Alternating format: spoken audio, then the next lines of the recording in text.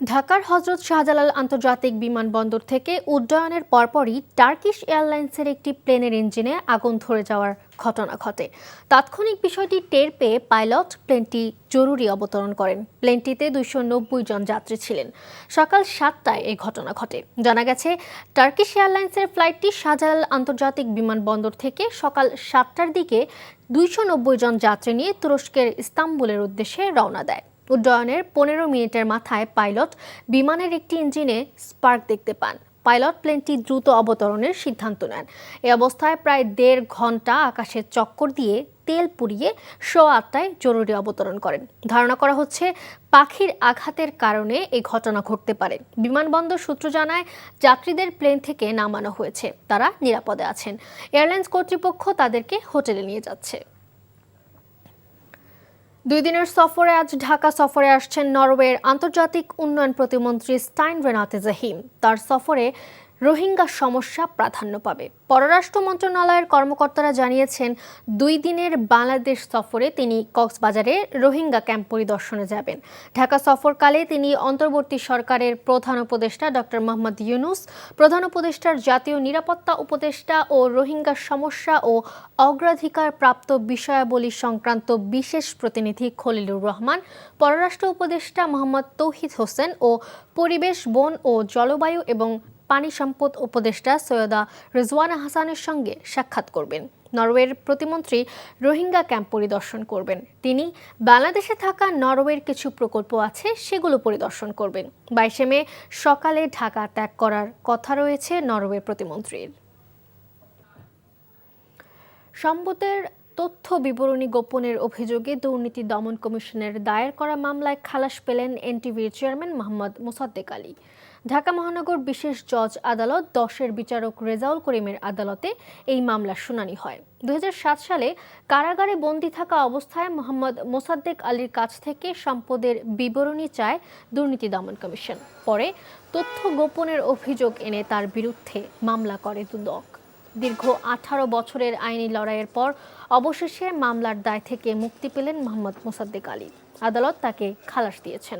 ঢাকা এবং ময়মনসিংহের আদালতে 10টি মামলা দায়ের করে দুদক। ময়মনসিংহের 6টি মামলার মধ্যে 4টি মামলায় ইতোমধ্যে খালাস পেয়েছেন মোসাদ্দেক আলী। আর ঢাকায় সম্পদের তথ্য গোপন এবং মানি লন্ডারিংয়ের অভিযোগে দায়ের করা 4টি মামলাতেই খালাস পেয়েছেন এনটিভির চেয়ারম্যান মোহাম্মদ মোসাদ্দেক আলী। এসব হয়রানিমূলক ও মিথ্যা মামলা দায়ের করা হয় ফখরুদ্দিন মঈনুদ্দিন সরকার ও শেখ হাসিনার আমলে। এছাড়া শেখ হাসিনার সময় রাজনৈতিক হয়রানিমূলক আরও 9টি মামলা দায়ের করা হয়, যা উচ্চ আদালতে স্থগিত রয়েছে। বৈষম্যমূলক ডিটেইল এরিয়া প্ল্যান ড্যাব বাতিল, ইমারত নির্মাণ বিধিমালা 2008 পুনর্বহাল সহ 20 দফা দাবিতে রাজুকের প্রধান কার্যালয় ঘেরাও করে কর্মসূচি পালন করছে Dhaka city land owners association. সকাল থেকে রাজধানীর মতিঝিলে রাজুক কার্যালয়ের সামনে অবস্থান নিয়েছে সংগঠনটি। তাদের অভিযোগ, পতিত সরকারের কতিপয় দোসরদের প্রেসক্রিপশনে গণপূর্ত মন্ত্রণালয়কে পাশ কাটিয়ে এলজিআরটি মন্ত্রণালয়ে তড়িঘড়ি করে ড্যাব 2022 থেকে 2035 প্রকাশ করা হয়। ড্যাপের কারণে মহানগরীতে ভবন নির্মাণের ক্ষেত্রে চরম বৈষম্য সৃষ্টি হয়েছে বলেও অভিযোগ করে আন্দোলনকারীরা। ঢাকা মহানগরের ড্যাপের বিধিবিধান অবিলম্বে স্থগিত করে মহানগর ইমারত নির্মাণ বিধিমালা 2008-এর আলোকে ভবন নির্মাণের অনুমতি দেওয়ারও দাবি জানায় তারা। রাজধানীর ভাটারা থানার শিক্ষার্থী এনামুল হক হত্যা চেষ্টা মামলায় কারাগারে থাকা অভিনেত্রী নুসরাত ফারিয়ার জামিন মঞ্জুর করেছেন আদালত। আজ সকালে ঢাকার সিএমএম আদালত তার জামিন মঞ্জুর করেন। এর আগে গতকাল আদালতে পেশ করা হলে নুসরাতকে কারাগারে পাঠানোর আদেশ দেয় আদালত। তাকে গ্রেফতার করার পর থেকেই দেশ জুড়ে সমালোচনার ঝড় বয়ে যায়। গত রোববার থাইল্যান্ডে যাওয়ার চেষ্টাকালে ঢাকার হজরত শাহজালাল আন্তর্জাতিক বিমানবন্দর থেকে নুসরাত ফারিয়াকে আটক করে পুলিশ। পরে তাকে ভাটারা থানার একটি হত্যা মামলায় গ্রেফতার দেখানো হয়। চাঁদপুরের দ্বিতীয় দিনেও ইনস্টিটিউট অফ মেরিন টেকনোলজির শিক্ষার্থীদের 3 দফা দাবিতে অনির্দিষ্টকালের জন্য শাটডাউন কর্মসূচি চলছে। সকাল থেকে চাঁদপুর শহরের ওয়্যারলেস গাছতলা ব্রিজ এলাকায় একাডেমিক ভবনে তালা ঝুলিয়ে বিক্ষোভ কর্মসূচি পালন করছে শিক্ষার্থীরা। আজও একাডেমিক ও প্রশাসনিক সকল কার্যক্রম বন্ধ রয়েছে। আন্দোলনরত শিক্ষার্থীরা জানান, 3 দফা দাবি আদায় না হওয়া পর্যন্ত ক্লাস বর্জন ও শাটডাউন কর্মসূচি চলমান থাকবে। কর্তৃপক্ষ এই সকল দাবি না মানলে অনির্দিষ্টকালের জন্য কর্মসূচি বহাল থাকবে বলেও হুঁশিয়ারি দেন শিক্ষার্থীরা। সারা দেশে 6টি মেরিন টেকনোলজি ইনস্টিটিউটে একযোগে এই কর্মসূচি চলছে।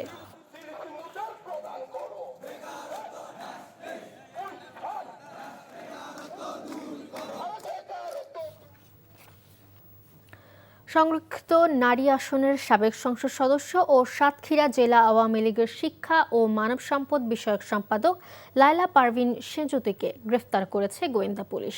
সোমবার মধ্যরাত 2:30টার দিকে সাতক্ষীরা শহরের ইটাগাছা হাটের মোড়ে নিজ বাড়ি থেকে বিশেষ ক্ষমতা আইনে তাকে গ্রেফতার করা হয়। রাজনীতির পাশাপাশি সেঁজুতি মুক্তিযোদ্ধা সন্তান কমান্ডের সদস্য সচিব ও সাতক্ষীরার দৈনিক পত্রদূত পত্রিকার ভারপ্রাপ্ত সম্পাদক হিসেবেও দায়িত্ব পালন করেন।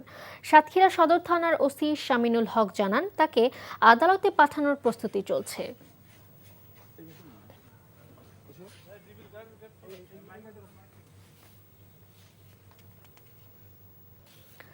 কোরবানির ঈদকে সামনে রেখে গরু লালন পালনে ব্যস্ত সময় পার করছেন কুষ্টিয়ার খামারিরা। প্রাকৃতিক পরিবেশে বাড়িতেই গরু লালন পালন করছেন তারা। দেশীয় গরু হিসেবে ঢাকা, চট্টগ্রাম সহ দেশের বিভিন্ন অঞ্চলে কোরবানির জন্য এখানকার গরুর রয়েছে বিশেষ চাহিদা। প্রাণী সম্পদ অফিসের তথ্য মতে জেলায় এবার কোরবানির জন্য প্রস্তুত করা হয়েছে অন্তত 2 লাখ পশু। কুষ্টিয়া প্রতিনিধি সাবিনা ইয়াসমিন শ্যামলের পাঠানো রিপোর্ট, ক্যামেরায় ছিলেন মোহাম্মদ আসিফুজ্জামান। কুষ্টিয়ার বড় আইলচারা গ্রামের বোরহান মণ্ডল ছোটবেলা থেকেই কোরবানির গরু মোটাতাজা করে আসছেন। তার খামারে বর্তমানে 17টি উন্নত মানের গরু রয়েছে। এর মধ্যে পরম যত্নে কোরবানির জন্য 60টি গরু প্রস্তুত করেছেন তিনি। কালো রঙের বিশালদেহী গরুটির নাম রাখা হয়েছে বাংলার ডন, আর বাকি 6টি গরুর নাম রেখেছেন মাফিয়া ডন, হামজা, আলিফ, সুলতান, বাদশাহ ও রকি।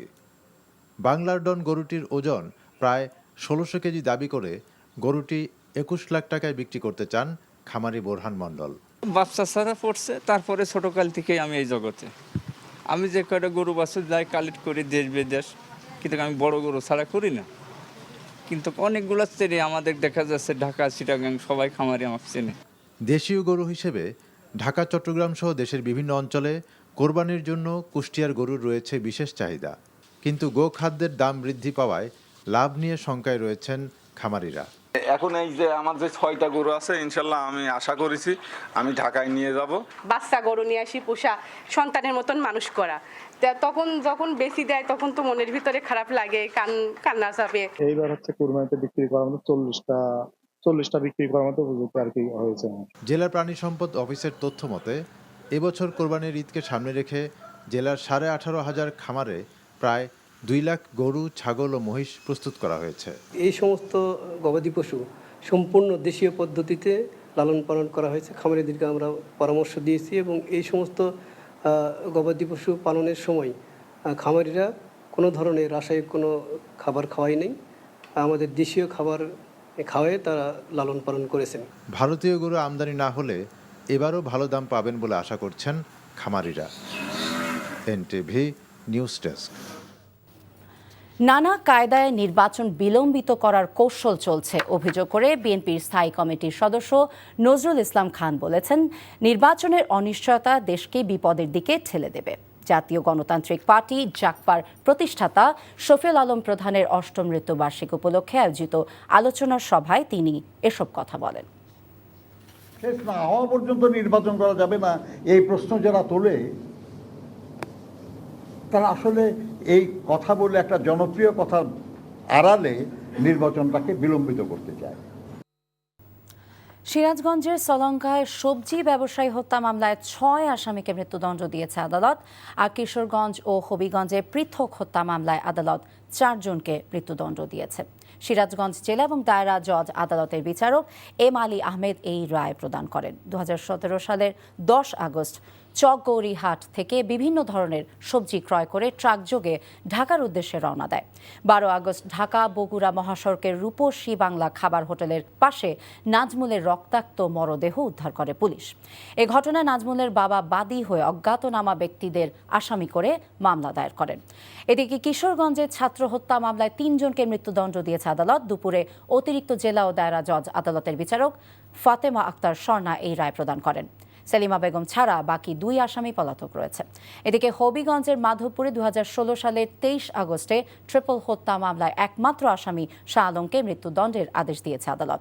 দুপুরে অতিরিক্ত জেলা ও দায়রা জজ আদালতের বিচারক সৈয়দ মোহাম্মদ কায়সার মোশাররফ ইউসুফ এই রায়টি দেন। আগামী বাজেটে মহার্ঘ ভাতার জন্য বরাদ্দ দেওয়ার বিষয়টি বিশেষভাবে বিবেচনা করা হচ্ছে এবং এই বিষয়ে একটি কমিটি কাজ করছে বলে জানিয়েছেন অর্থ উপদেষ্টা ডক্টর সালেউদ্দিন আহমেদ। দুপুরে সচিবালয়ে অর্থনৈতিক বিষয় এবং সরকারি ক্রয় সংক্রান্ত উপদেষ্টা কমিটির বৈঠক শেষে কথা বলেন তিনি। আমরা অ্যাক্টিভলি কনসিডার করছি। না আমি এটা নিয়ে আমি কনসিডার করছি, এটা কমিটিকে দায়িত্ব দিয়েছে, আমি ওরা ওয়ার্কআউট করলে আমার কাছে দেবে। হওয়ার চান্স মোটামুটি, কিন্তু হয়তো একটু সময় লাগবে। আমি বাজেটের ওয়ার্কআউট করে দেখি কখন থেকে দিতে পারবো, কত দিতে পারবো। না এটা বললে তো সব বলা হয়ে গেল। বিএনপি নেতা ইশরাক হোসেনকে শপথ নিতে না দেওয়ার বিষয়ে নিজে ব্যক্তিগত কোনো সংশ্লিষ্টতা নেই বলে জানিয়েছেন যুব ও ক্রীড়া এবং স্থানীয় সরকার ও পল্লী উন্নয়ন মন্ত্রণালয়ের উপদেষ্টা আসিফ মাহমুদ সজীব ভুঁইয়া। বলেন, অবাঞ্ছিত ঘোষণা করে ব্যক্তিগতভাবে তার উপরে দায় চাপিয়ে এবং দোষারোপ করাটা সমীচীন নয়। আইনি জটিলতার কারণে ইশরাকে মেয়র পদে দায়িত্ব নেবার বিষয়ে প্রতিবন্ধকতা রয়েছে। দুপুরে সাভারের জাতীয় যুব উন্নয়ন ইনস্টিটিউটে যুব সমাবেশে যোগ দিয়ে সাংবাদিকদের প্রশ্নের জবাবে এমন মন্তব্য করেন তিনি। বলেন, সরকার জটিলতা নিরসনে আইন মন্ত্রণালয়ের মতামত চেয়েছে, বিশেষজ্ঞদের মতামতের প্রেক্ষিতে পরবর্তী সিদ্ধান্ত নেওয়া হবে।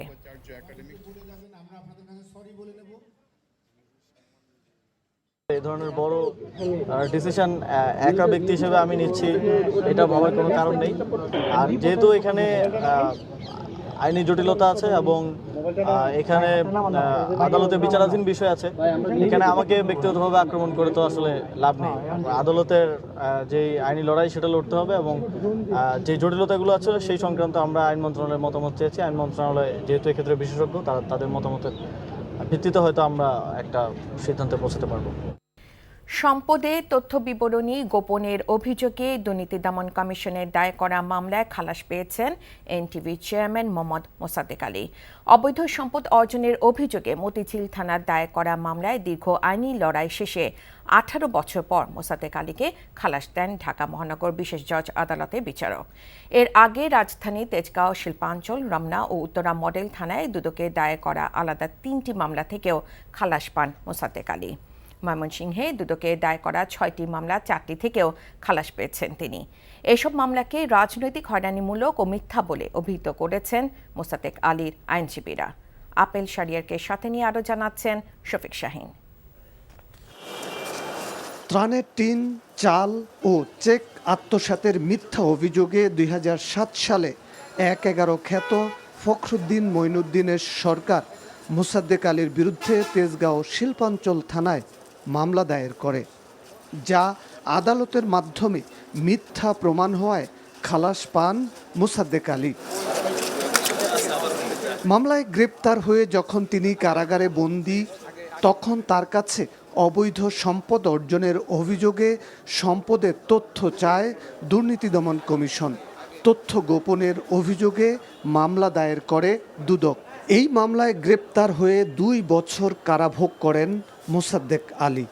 দীর্ঘ 18 বছর আইনি লড়াই চলে আদালতে। মতিঝিল থানায় দায়ের হওয়া ওই মামলা মিথ্যা প্রমাণ হয়েছে, যার কারণে আদালত খালাস দেন মোসাদ্দেক আলীকে। 2007 সালে তিনি যখন জেল হাজতে ছিলেন, সেই সময় তাকে সম্পদ বিবরণী দাখিল করার জন্য তার এবং তার উপর ডিপেন্ডেন্ট যারা আছে সম্পদ বিবরণী দাখিলের জন্য একটা নোটিশ দেওয়া হয়েছিল। তিনি সেই নোটিশ গ্রহণ করেছিলেন এবং সেই নোটিশের প্রেক্ষিতে তিনি সম্পদ বিবরণী দাখিল করেছিলেন। আজকে যুক্তিতর্ক শুনানি ছিল। যুক্তিতর্ক শুনানি শেষে বিজ্ঞ আদালত সন্তুষ্ট হয়ে তাকে এই মামলা থেকে খালাস প্রদান করেছেন। এরপর শেখ হাসিনার সময়ও মোসাদ্দেক আলীর বিরুদ্ধে মিথ্যা ও হয়রানিমূলক মানি লন্ডারিং ও দুর্নীতির মামলা হয়। উত্তরা ও রমনা মডেল থানায় দায়ের হওয়া দুটি মামলাতে খালাস পান মোসাদ্দেক আলী।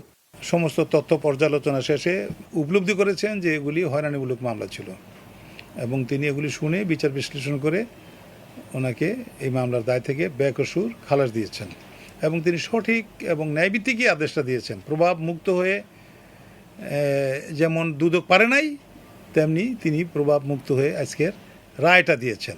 দুর্নীতির অভিযোগে ময়মনসিংহে মোহাম্মদ মোসাদ্দেক আলীর বিরুদ্ধে মামলা হয়েছে 6টি। 4টি মামলায় ইতোমধ্যে খালাস পেয়েছেন তিনি।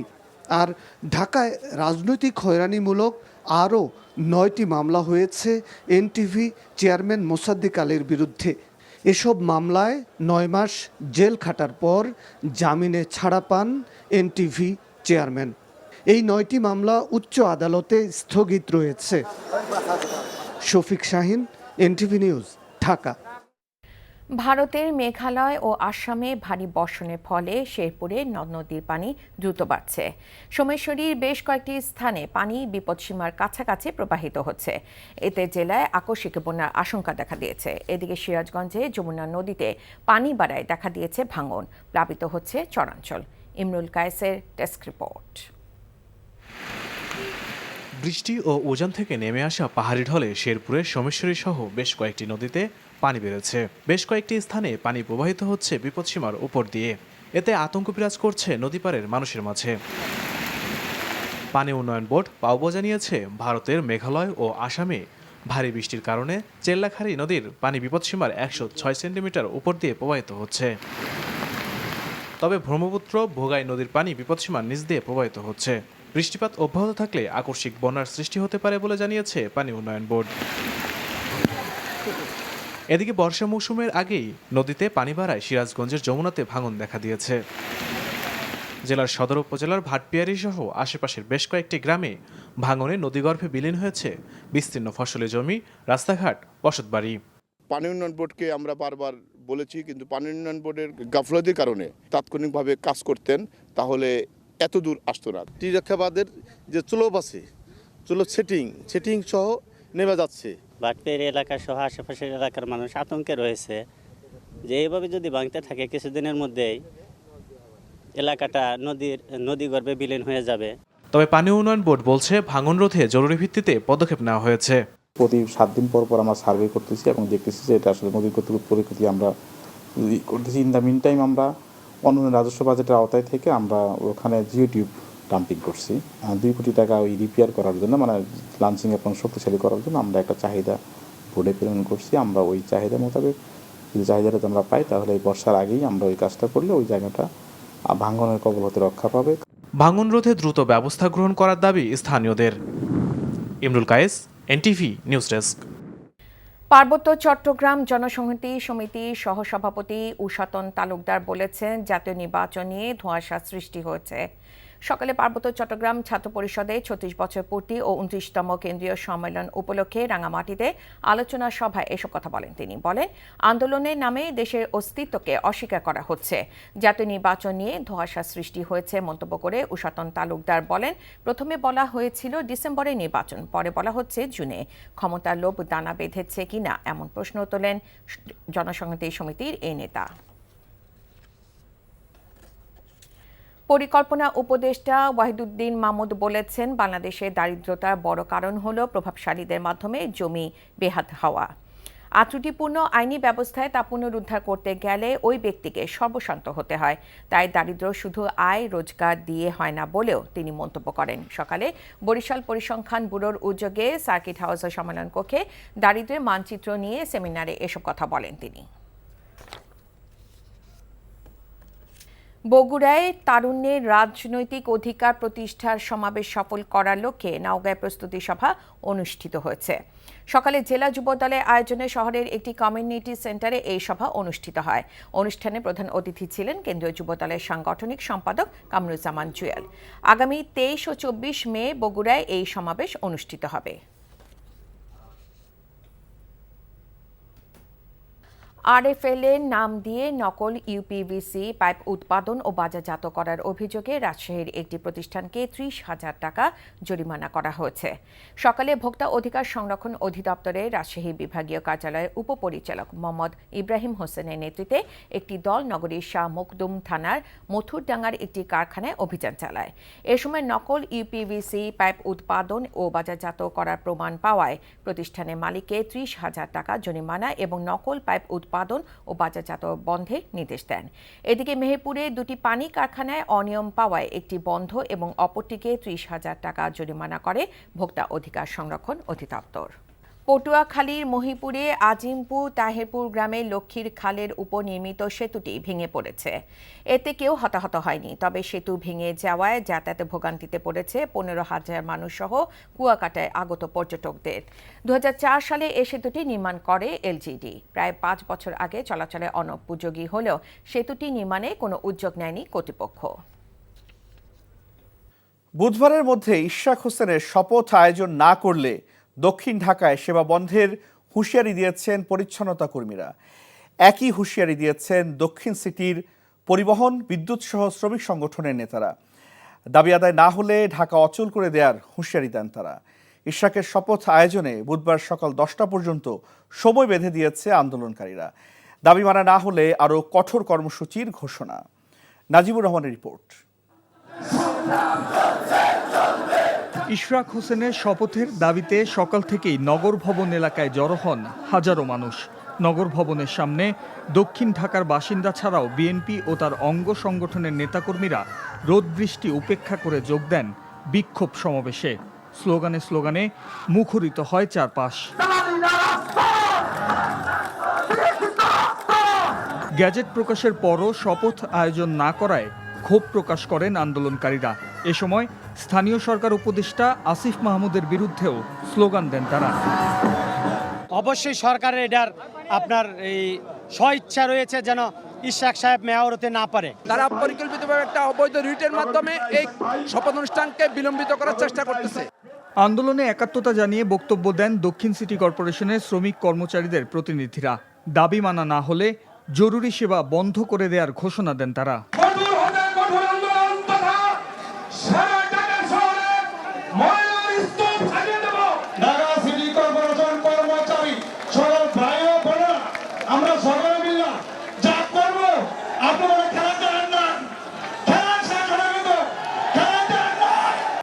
সমাবেশ শেষে অন্তর্বর্তী সরকারকে বুধবার সকাল 10টা পর্যন্ত আলটিমেটাম দেন সাবেক সচিব মশিউর রহমান।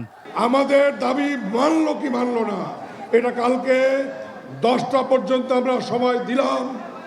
এই 10টার মধ্যে যদি আমাদের দাবি না মানে তাহলে সেই 10টার সময় আমরা কালকে কঠিন থেকে কঠোর কর্মসূচি আমরা ঘোষণা করব।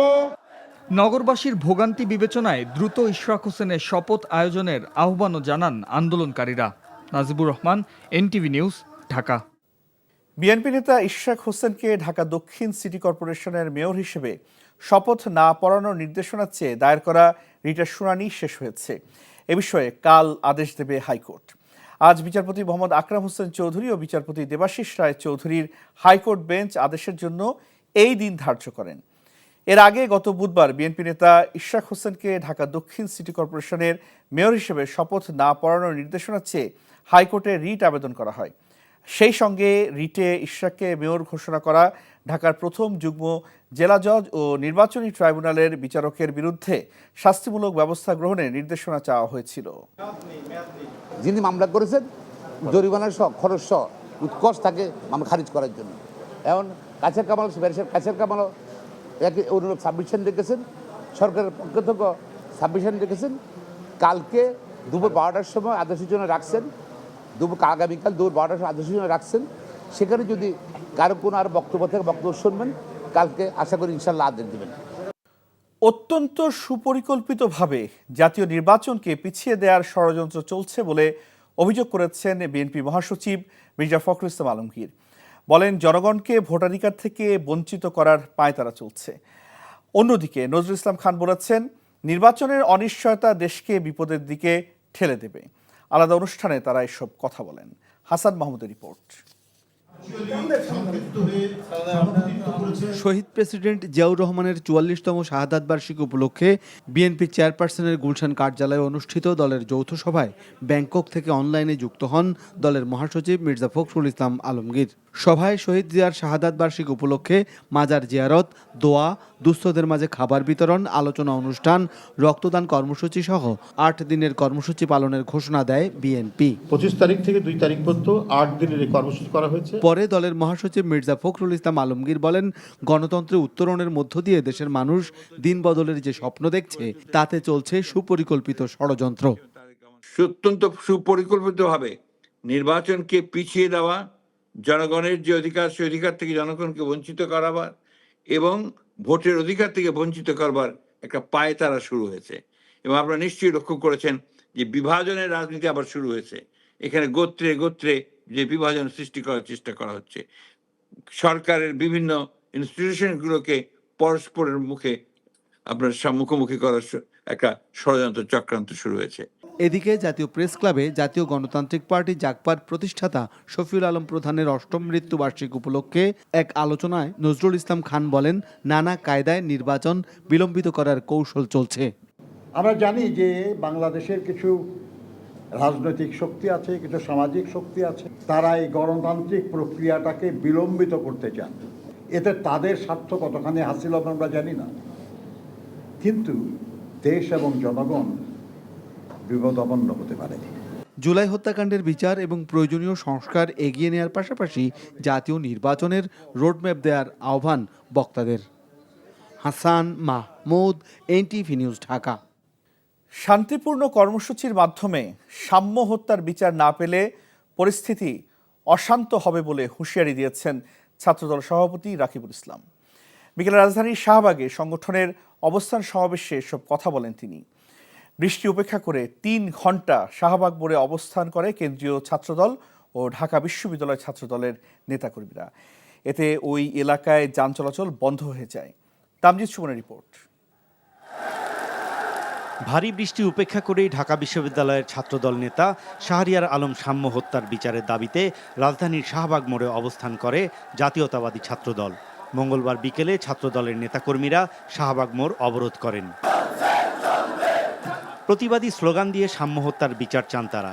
এ সময় হত্যা মামলার তদন্তে গাফিলতির প্রতিবাদ এবং প্রকৃত হত্যাকারীদের দ্রুত গ্রেপ্তারের দাবি উঠে আসে। সবাই আমার ছেলের জন্য বিচারের দাবিতে যে সমবেত হয়েছেন, এই সমবেত হওয়ার জন্য আমি আপনাদেরকে সকলকে অন্তঃস্থল থেকে ধন্যবাদ জানাই। কর্মসূচি থেকে শিক্ষার্থীদের নিরাপত্তা ও ব্যর্থতার অভিযোগ তুলে ঢাকা বিশ্ববিদ্যালয়ের উপাচার্য ও প্রক্টরের পদত্যাগ দাবি করেন জাতীয়তাবাদী ছাত্রদলের নেতারা।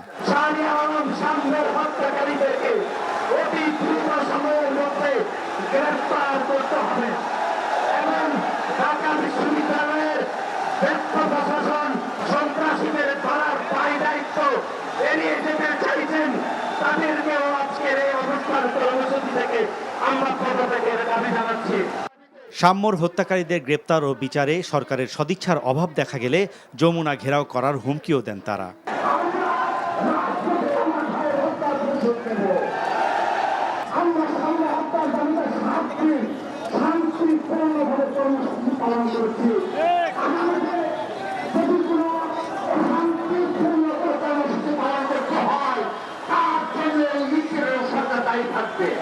মঙ্গলবার রাতে সোহরাওয়ার্দী উদ্যানের মুক্তমঞ্চের পাশে দুর্বৃত্তদের ছুরিকাঘাতে ঢাকা বিশ্ববিদ্যালয়ের শিক্ষার্থী শাহরিয়ার সৌম্য নিহত হন।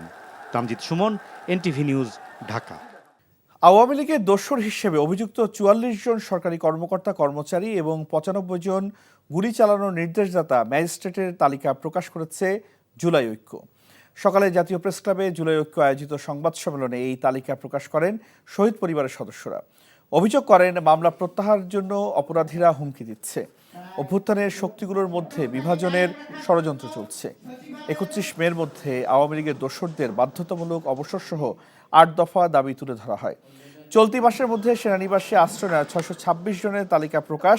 সচিবালয় ও প্রশাসনকে স্বৈরাচারের দোসর মুক্ত না করলে মার্চ টু সচিবালয়ের মতো কর্মসূচির হুঁশিয়ারি দেওয়া হয়। এনবিআরের প্রতিনিধিদের সাথে আলোচনা ফলপ্রসূ হয়েছে দাবি করে অর্থ উপদেষ্টা ডক্টর সালেউদ্দিন আহমেদ বলেছেন, কর্মকর্তাদের আন্দোলন থেকে সরে আসার আহ্বান জানানো হয়েছে। রিপোর্ট করছেন রকুনউদ্দিন। এনবিআর বিলুপ্ত করে রাজস্ব নীতি ও রাজস্ব ব্যবস্থাপনা নামে দুটি বিভাগ করে 12ই মে অধ্যাদেশ জারি করে সরকার। পদ পদবি সহ তাদের স্বার্থ সংশ্লিষ্ট অনেক বিষয় উপেক্ষিত দাবি করে এরপর থেকেই প্রতিবাদ করে আসছেন রাজস্ব বোর্ডের কর্মকর্তা ও কর্মচারীরা। শুরু করেন কলম বিরতিও। মঙ্গলবার বিকেলে সচিবালয়ে অর্থ উপদেষ্টার সাথে এ নিয়ে বৈঠক হয় তাদের। বৈঠক শেষে এনবিআরের কর্মকর্তারা কেউ গণমাধ্যমের সাথে কথা বলেননি। প্রথমে কথা বলতে না চাইলেও গণমাধ্যম কর্মীদের কয়েক দফা অনুরোধের পর অর্থ উপদেষ্টা দাবি করেন আলোচনা ফলপ্রসূ হয়েছে।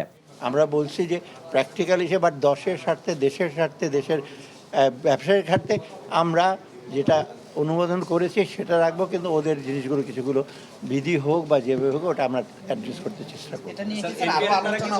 ওদের সাথে আর ফর্মালি আলোচনা হবে না। হ্যাঁ,